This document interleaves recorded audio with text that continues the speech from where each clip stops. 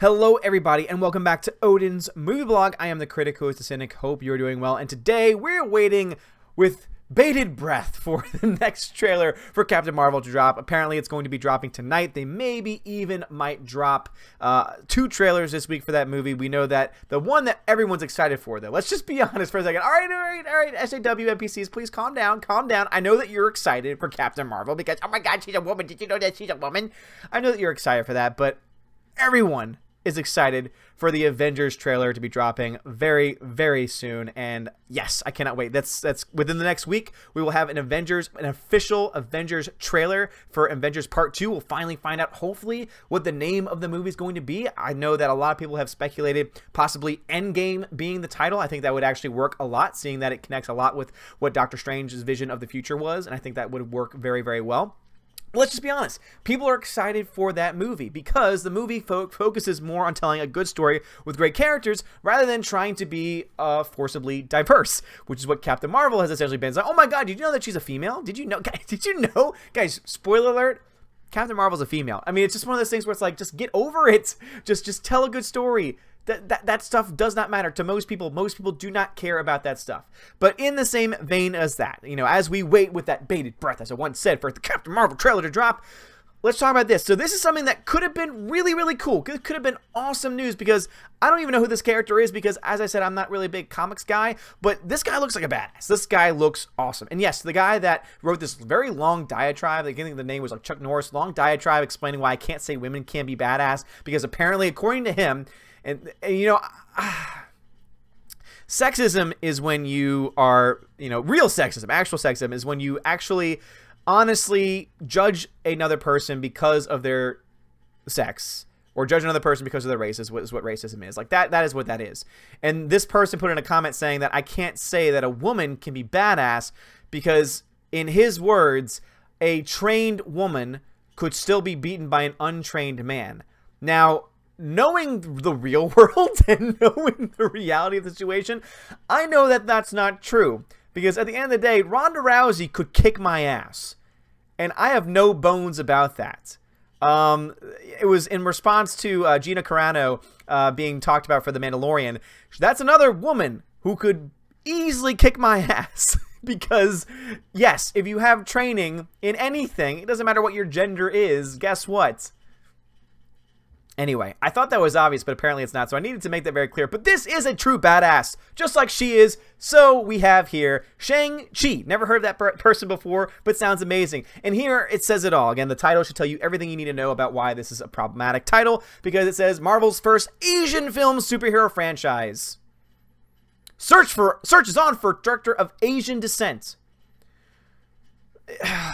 Again, would it be bad if they hired a director who is Asian? No! That's because race doesn't matter. Race and gender should not matter in these kinds of decisions. The only thing that should matter is this going to be the person? Is this going to be the best director that's going to provide the best product? That is what the thought should always be. And it was for a very long time.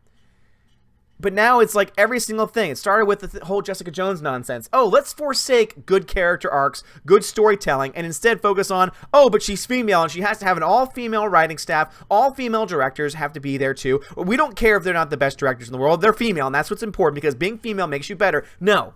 Just like male doesn't make me better than anyone else. Just like being white does not make me better than anyone else. Being the opposite of that is also something that does not make you better than anybody else. What bothers me here, people say, oh, you're just freaking out, you know, it's just a bunch of people. It's like, no, the reason why I'm freaking out is because they're focusing on the wrong thing. Instead of trying to tell a good story with good actors and good characters with great direction, all they care about is, yeah, but is he Asian? It's like, how is that a qualifying event? Are you saying that someone who is not Asian can't write a story for this character? Are you kidding me? There's probably a bunch of Asian people who are like, wait a minute. This is just not true. Like, I couldn't, you know, it's one of those people who's basically, to me, this is kind of like that mindset of, well, if only someone had any information about Asia. And then you look, it was kind of like that teacher who would always say something like inappropriate, and then it would always be like trying to lead on to the one person in the room who might be from like a different culture, or who might look like they're from a different culture, and then they kind of just lay it on, and then the person's like, dude, I was born in Chicago. Like, it just seems like one of those things where it's like, oh, if only we had a director of Asian descent, and then like, how would I be able to tell this story? I have no idea. It's just that's just my mindset though. When I see headlines like this where it's like, oh, we must find an Asian. It's like, no, just find the right director. If that person happens to be Asian, great. No problem at all. But if you go out and if you start at the outset saying we're only looking for Asian directors or we're only looking for Asian writers, etc., that is already you saying very clearly, I don't care whether or not the person is the best person for the job. I don't care if this person is going to be the best person for this character. All I care about is whether or not I'm fulfilling my own sense of righteousness and, casting people who are different races. Like, that is identity politics to a T. Because, again, focusing on race, focusing on gender, focusing on all these other things that most people don't care about, and letting that be the sole reason, or at least the primary reason, the primary driving force behind your decisions. No. Pick a director because they're the best director, because they're the right director for the job. No. Pick a writer because they're the best writer, or they're the best writer for the job. If they happen to be a certain race or a certain gender, who cares? Like, that does not matter. But the problem with this is that they are going out of their way to find someone who happens to be Asian. They are saying, we don't care about anything else. Asian is the only requirement. Like, that's essentially what they, people say, oh, well, they're not saying that exactly. They obviously want someone who's a director. It's like, no. If they wanted the best director, they'd say, please, let's get a bunch of directors in here.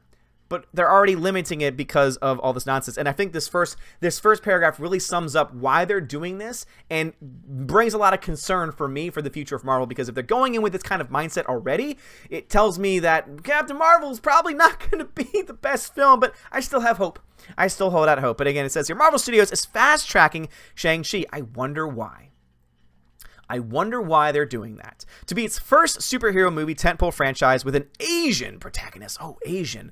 The studio has set Chinese-American scribe Dave Callahan to write the screenplay, and Deadline Hears Marvel is already looking at a number of Asian and Asian-American directors who want to do something as potentially monumental as accomplished in Marvel's first viable Best Picture candidate, Black Panther. First viable Best Picture candidate. Oh, why is it viable? What makes that film viable? Is it because it's the best film that's ever been released by Marvel? No! It's because, let's just be honest. Oh, because it's right. It's got an African-American director, and it's got a black cast, and all these other things. Like, I'm sorry, like, that should show you, like, very clearly about why we speak so passionately about this. Because they are putting race and gender at the forefront instead of just talent. Again, you can be talented and be a wide variety of races, or one of the two genders that exist in the world. But at the end of the day, that should not be a factor about whether or not someone should get a job. That film tied into African and African-American cultures and the sensibilities of its nearly all black cast, with a black director in Ryan Coogler and a writer in Joe Robert Cole. The goal here is to do a similar thing, introduce a new hero who blends Asian and Asian-American themes, crafted by Asian and Asian-American filmmakers. So basically, it looks like Marvel is in the future going to just try and make identity politics be the thing that runs the day, makes all their decisions for them, and identity politics is, in the end, not a good thing. Forced diversity is not a good thing. Diversity, blossoming and coming out of, just the bloom, that's good. Having multiple, having multiple races, multiple genders on screen, that's a good thing if it happens naturally. But if you go out of your way to say, oh, it's going to be only women, it's going to be only, it'd be like if I decided, you know what, I'm going to do? I'm going to make I'm going to make a movie that's only directed by men, only male writers, only male workers, like every person has to be male. People would rightly say, wait a minute, that's not right. But notice how when it's the other way, oh, it's fine because, they're marginalized and so therefore it's okay when they do it. No, it should never be okay.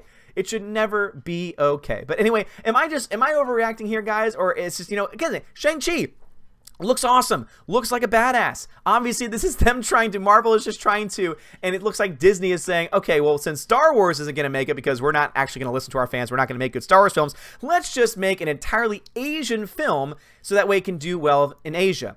But if Crazy Rich Asians is any indication, that doesn't mean anything. Like, good movies can do well in China, and you don't have to pander to Chinese audiences. Just look to Venom, for example. Oh my goodness, it's a white actor leading the role. And it's got $800 million overseas. It got $250 million alone from China. It's doing very well. There are films that have done very well in China that don't have Asian actors or Asian directors, etc. Chinese audiences don't say, ooh, this is what I want to see because I identify with the person on screen. They just want to see a good movie. They just want to be entertained, just like anybody else. You want to know why? Because all people are essentially the same. Most people going to see movies do not care about the race or the gender of the person on screen. Most people care, am I going to be entertained? And is it worth me spending my money on to go see? That's what most people care about. But guys, I would love to hear your thoughts on this in the comments below. If you like this video, hit that thumbs up, hit that subscribe. It helps me out a lot. Again, Shang-Chi looks awesome. Unfortunately, the studio just seems to be identity politicking it up all over the place. But I would love to hear your thoughts. Have a great day. And as always, God bless.